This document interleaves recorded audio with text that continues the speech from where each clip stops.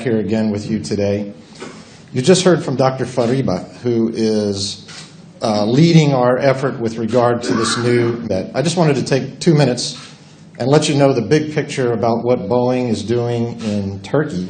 I am so pleased to be here celebrating the commencement of MSc in Air Transport Management. It was like yesterday when in February we went in the office of Professor Karaca deciding to jointly with ITU put this program together. I must tell you, this is the fastest course that has come together to investing in people. In my previous life as a professor, and now I've been with Boeing for 7 years, I have worked with many airlines. Airlines do invest in their people by having a 2-day course, 3-day course. This is the first airline that is putting so much investment in their people. Why?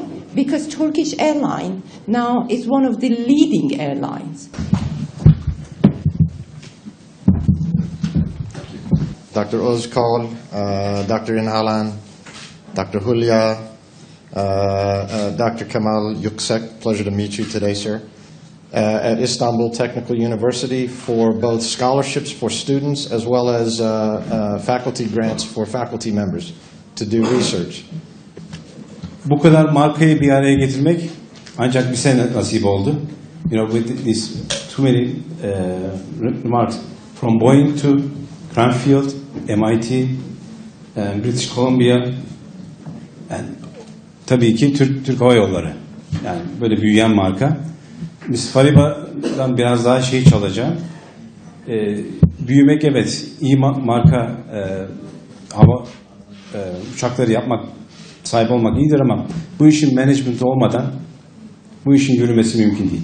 Türk Hava Yolları'na o hıza erişmemiz lazım.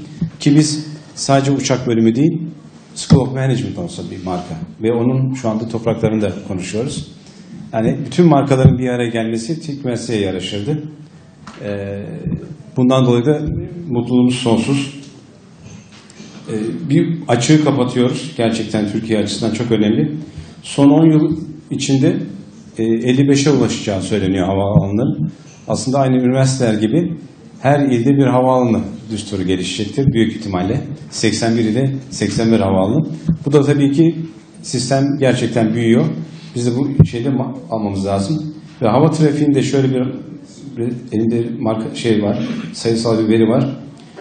Bundan birkaç sene sonra da Avrupa trafiğinin %20'si resmen Türkiye üzerinden uçacağı söyleniyor. Ve Türkiye kökenli uçak sayısı da en az 700 olacağı söyleniyor. Yani bu açıdan da gerçekten büyük açığı doldurmak ancak bize nasip olabilir. Şöyle gideyim.